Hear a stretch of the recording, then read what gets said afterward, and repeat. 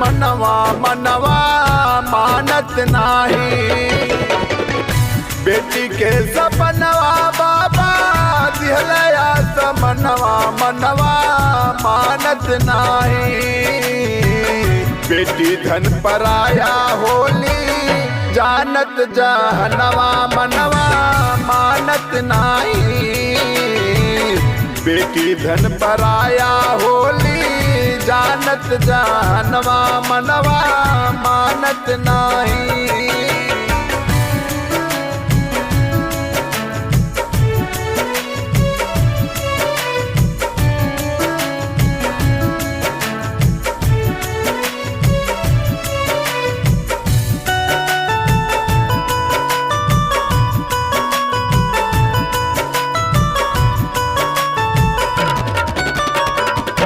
बचपन में गोद खिलली बढ़ली समनवा। बिटिया के साथ बढ़ल बाबा के सपनवा।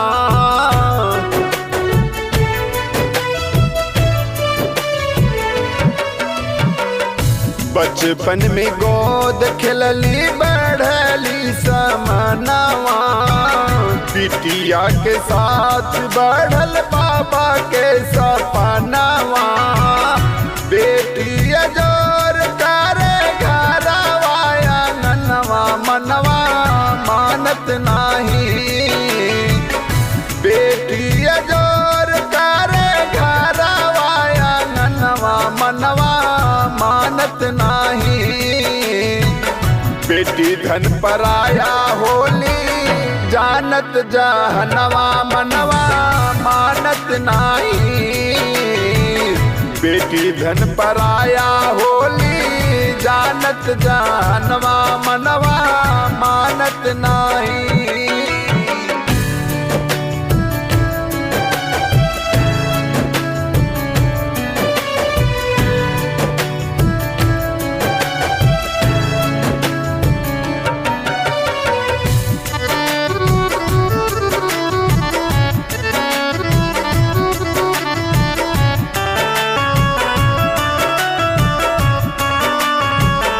एक घर छूटल बेटी दूसर घर जईबू।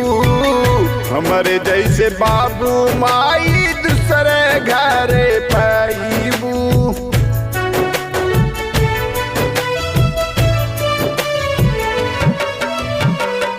एक घर छूटल बेटी दूसर घर जईबू। हमरे जैसे बाबू माई दूसरे घर पाईबू। रोई रोई आदरा रवे बेई मनवा मनवा मानत नाही। रोई रोई आदरा रवे बेई मनवा मनवा मानत नाही। बेटी धन पराया होली जानत जहनवा मनवा मानत नाही। बेटी धन पराया होली जानत जहनवा मनवा मानत नाही।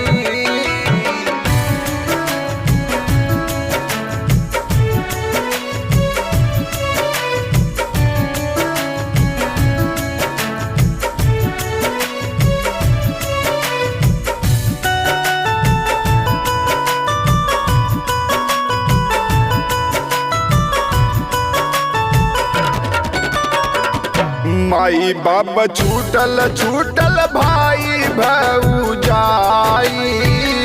रोई रोई बाबा कहीं कैसे जियल जाई।